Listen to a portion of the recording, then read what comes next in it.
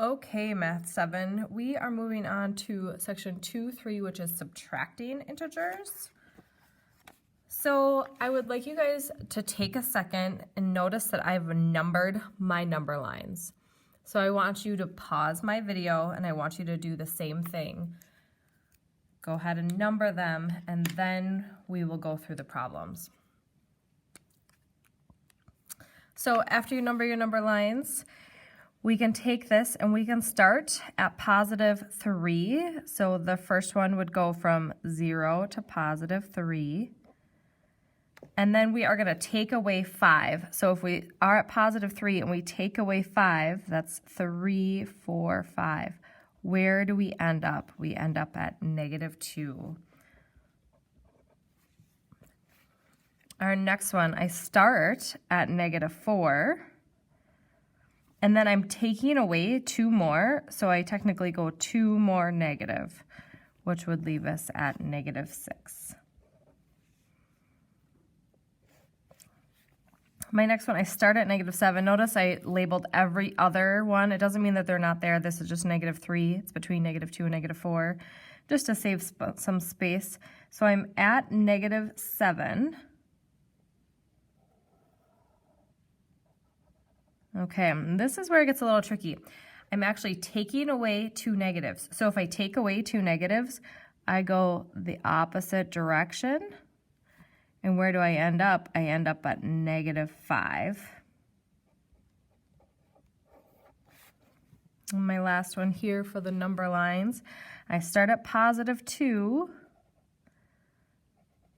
Now this is goofy too because I'm taking away 3 negatives. So if you take away 3 negatives, you're actually adding 3 positives. 1, 2, 3.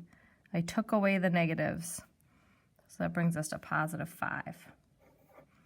So the first two, in my opinion, make a lot of sense. Even when we're just talking about you're at 3, you take away 5, you're less than 0. You have 4 negatives, you take away 2 more, you get to -6. C and D is where it becomes a little bit more confusing. And so this is why I change every subtraction problem to addition. It's called adding the opposite. There's 3 simple steps. The first step is to do not touch the first term. So you leave the first number alone. You change it to addition, but you don't just change it to addition. You also have to change the second term to the opposite. So what's the opposite of +9? It's -9. So I'm going to do it with F too. So you don't touch the first term, you change it to addition, and then we are going to change it from -2 to a +2. Let's do G as well. So you don't touch the first term, you add the opposite of +3 is -3. So now this is just like what we did in lesson 2.2, it's just adding.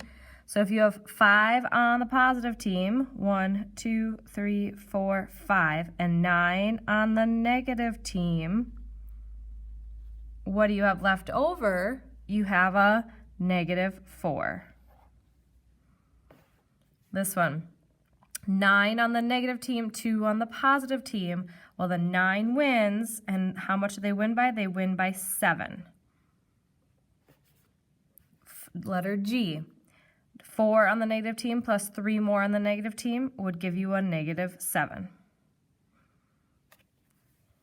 Last couple examples, they just are evaluating integers. That means to solve. So if A is -6 and then B is 7, again, this is a subtraction problem, so I like to change it to addition. Add the opposite.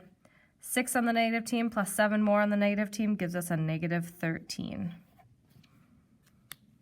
And letter I, X is 14 minus Y. So when I'm putting a negative value in for the variable, do you see how I put in parentheses there?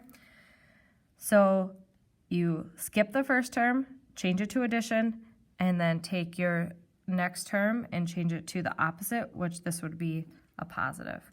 So 14 plus 9 gives us a total of 23. That's your answer. Really quick, just for a visual, I want to show you why this works. And what I'm going to do is I'm going to do it with two numbers that are very plain to see. So what happens if we have 10 minus 5? Okay, we know that 10 minus 5 equals 5, right? Well, now I'm going to take the 10 minus 5, and I'm going to add the opposite trick. So I'm going to add the opposite of positive 5 is negative 5. So now I've got 10 on the positive team, 5 on the negative team. Who wins? The positives, and by how much? They win by 5. So I just want you guys to understand that these are the same thing. They just look differently. But we don't really need to change this to adding the opposite with this one because we know how to do it. But when we start with those negative values, it really makes a big difference and it helps us to do those.